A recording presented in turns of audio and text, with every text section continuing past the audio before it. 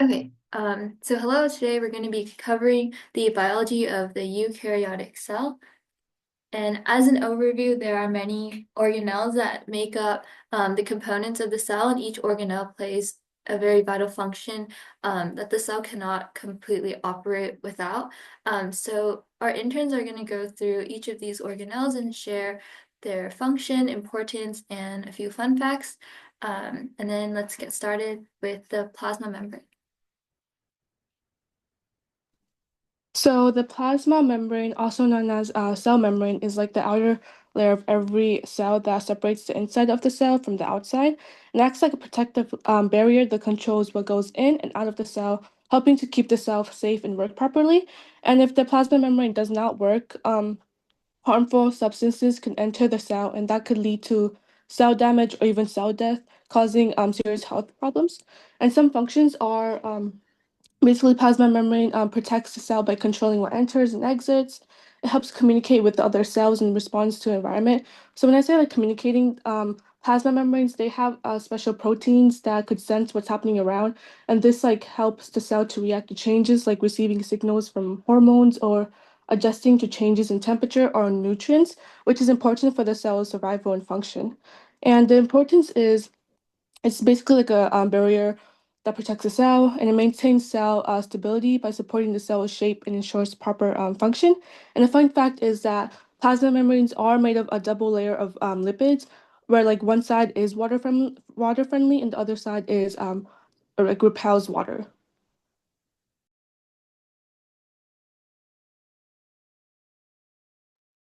So now we're gonna talk about the cytosol. So the cytosol is a fluid in which organelles of the cell reside. In a eukaryotic cell, the cytosol is located within the cytoplasm, and some of the functions are signal transduction between the cell membrane and the nucleus and organelles. It transports metabolites from the production site to other parts of the cell and helps maintain the shape of the cell.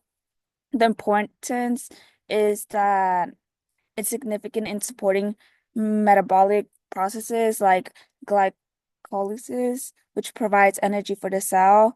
It helps maintain cellular homeostasis by regulating ion concentrations, pH balance, and facilitating protein synthesis. A fun fact about the cytosol is that it makes up about 70% of the cell's total volume. Okay, now moving on, let's talk about vesicles. So on the outside, on the right side, you can see an image on the lower bottom. A vesicle looks like a blister, and it actually is one.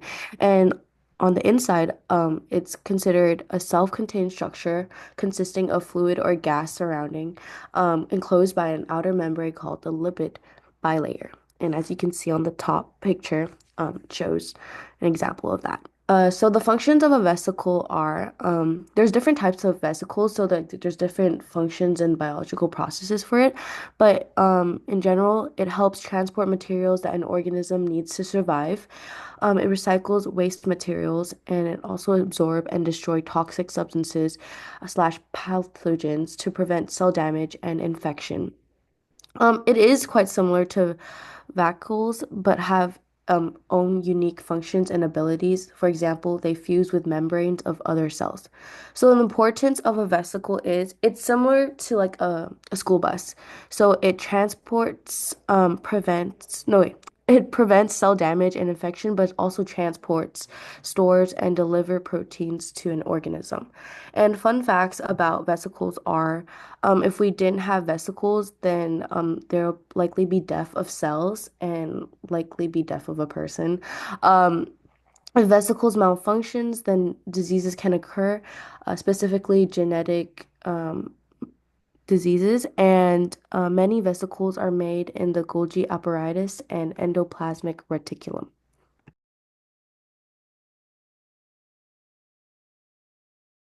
Okay, so lysosomes are small organelles inside our cells, and we can think of them as tiny recycling centers that break down waste, old parts of the cell, and even things like bacteria that might be harmful. So the function is that these organelles are responsible for cleaning up what the cell doesn't need. So they break down our old or damaged parts of the cell and also help get rid of germs or foreign substances. The importance of lysosomes are they keep the cell healthy, and without them, the waste would build up and could damage the cells, leading to problems. And a fun fact is that if lysosomes don't work properly, it can lead to diseases such as Tay Sachs. And when it does occur, a certain substance would build up in the brain, which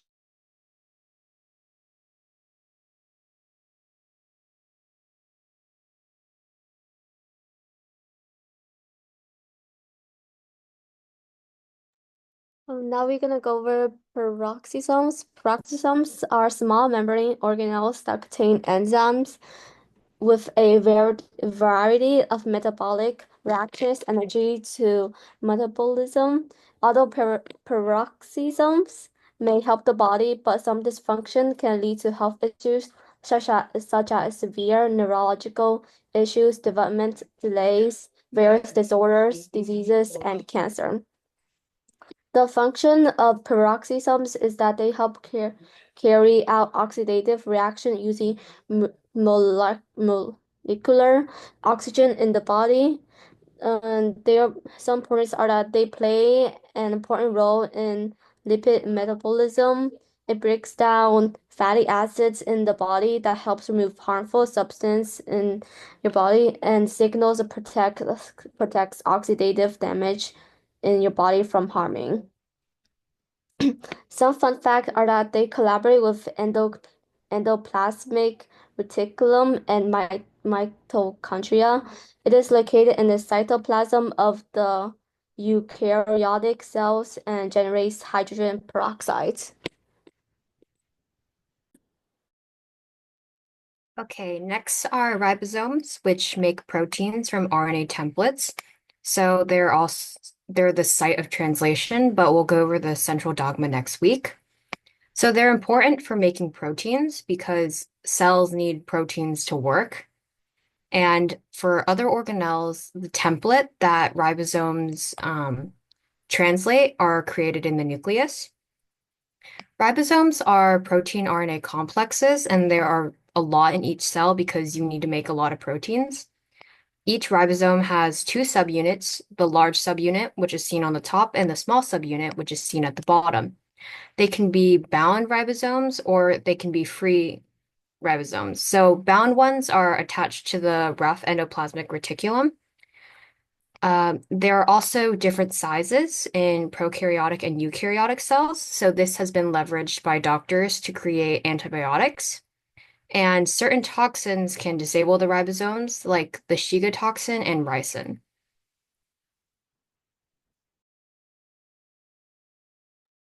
Okay, next is the mitochondria. This is often known as the powerhouse of the cell. And a fun fact is that it has actually two membranes.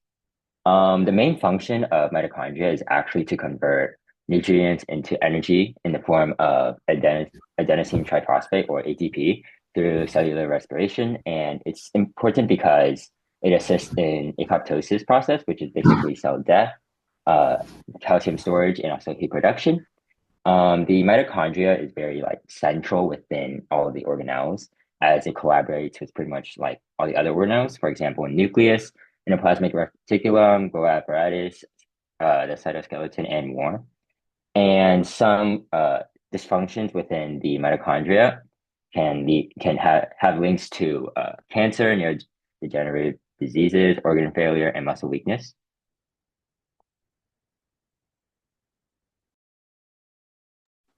The Golgi apparatus, also referred to as the Golgi complex or Golgi body, is a membrane-bound organelle found in eukaryotic cells that is made up of a series of flattened stacked pouches called the cisternae. It is located next to the endoplasmic reticulum and near the cell nucleus. The Golgi apparatus is responsible for transporting, modifying, and packaging proteins and lipids into vesicles for delivery to targeted destinations. As the secretory proteins move through the Golgi apparatus, a number of chemical modifications may transpire. Important among these is the modification of carbohydrate groups. Proteins are delivered to the Golgi apparatus via the endoplasmic reticulum and put in membrane-bound vesicles and transports them to other locations, like lysosomes, the plasma membrane, or secretion. Additionally, they may participate in the development of lysosomes and lipid transport. Now, without these substances that the Golgi body typically distributes, other cells and organs in the body will not operate as they typically should. Lysosomes will not be generated in the absence of the Golgi apparatus, and the cell would eventually die as a result of the buildup of dead and damaged molecules and organelles. Materials would also no longer be packaged or transported if the Golgi apparatus were absent, and the cell's secretory functions would also stop. Now, some facts about the Golgi apparatus is it is also the only cell organelle to be named after a scientist, Camillo Golgi. It can also be commonly referred to as the body's post office, packaging and labeling lipids and proteins to send off to the right locations. Okay, so the next part of the cell that we will be talking about is the cytoskeleton. And those are the squiggly lines that you can see on the diagram to the right. And it is a network of the protein fibers, actin, tubulin, desmin, and keratin. Its function is to provide structural support for the cell and keep the other organelles in their place. It also helps transport the movement. It also helps the movement within and outside the cell. Its importance is to hold the cell structure and to stop the other organelles from moving. And it enables mitosis, which is cell division. A fun fact would be that it connects to all the other organelles that we talked about. And then it is also known as the cell skeleton.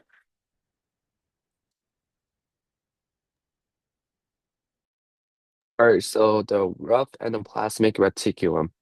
It is located near the nucleus, and its function is to synthesize, fold, and modify proteins before transporting it to the Golgi apparatus. So the proteins are subsequently passed through Golgi apparatus and vesicles for post-translational modifications, packaging, and transport. It is involved in the apoptosis due to its close interactions with mitochondria. So it's important for supporting immune system and it's essential for protein function and cell growth. So without it, transporters in the plasma membrane substances would not be able to enter or leave the cell. A fun fact is that it looks rough because of ribosomes attached to it. Yeah.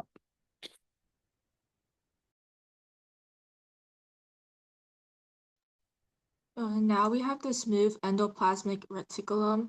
The smooth endoplasmic reticulum, also known as the SER, helps create lipids, detoxify harmful substances, store calcium, and aids in the metabolism of carbohydrates. This is important because it plays a crucial role for different cellular functions such as metabolism. A fun fact is in the muscle cells, it's called the sarcoplasmic reticulum.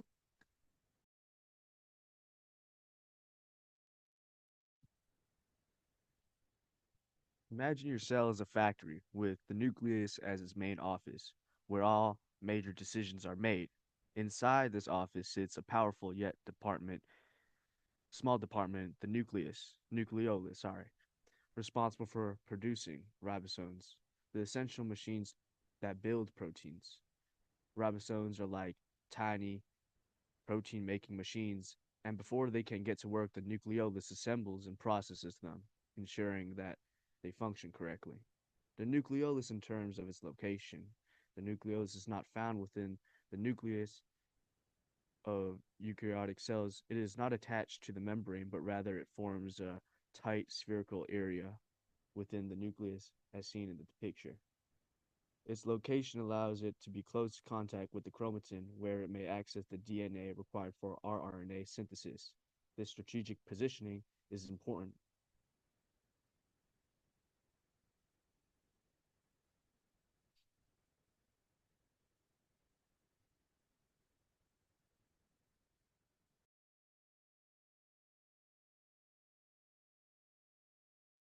All right, now moving on to centrioles. So as you can see in this diagram on the right over here, centrioles are located in the cytoplasm near the middle of the cell, near the nucleus. So its main function is to organize these things called microtubules, which are also organelles, and they also form the structure of the cytoskeleton. These microtubules, they come in triplets, so they come in threes, and for each centriole, there are 9 of them, coming to a total of 27 individual microtubules.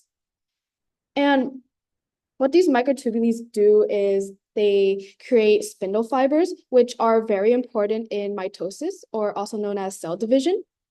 And two centrioles also come in a pair, where they make up a centrosome. And all 3 of these organelles, centrioles, microtubules, and centrosomes, they are all involved in the process of mitosis. So, yeah, the importance is that they play a big role in mitosis, where the microtubules create spindle fibers, which attach to the chromosomes to help align and separate them in order for the replication of a cell. So some dysfunctions it could have is that there could be too many or too little centrioles, or it could also have incorrect orientation, which could cause improper separation of the chromosomes. These dysfunctions could eventually lead to the development of cancer, and most likely the dysfunction of cilia, which are hair-like cells that serve the purpose of helping the cell move through fluids.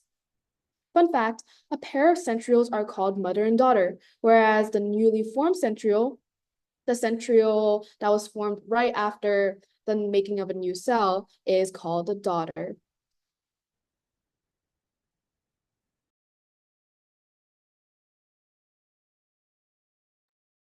And then finally, we'll be talking about the nucleus. So the nucleus's function is just to store genetic material, or DNA, for the cell. It's very important in storing genetic material, as mentioned. It regulates the activity of the cells and the cell's genetic material, and it also facilitates DNA replication and transcription within the nucleus.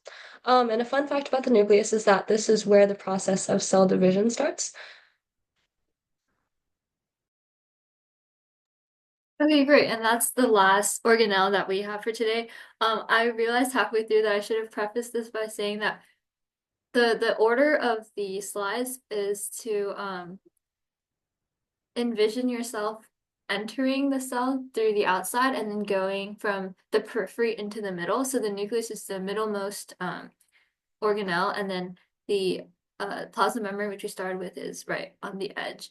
And hopefully through these slides, you're able to see how these organelles work together. No organelle works on its own. All of these processes are interconnected. And that's a very important theme that you'll find throughout your biology classes in high school and college and beyond. So feel free to share any questions or put any questions in the chat. We're happy to answer any of them. We'll send out these slides and the recording through email for those who couldn't make it. And then next week, we'll be talking about the central dogma. And then that's all we had for you today. So if you don't have any questions, feel free to go and have a good weekend. And thank you for joining us. Thank you. Thank you.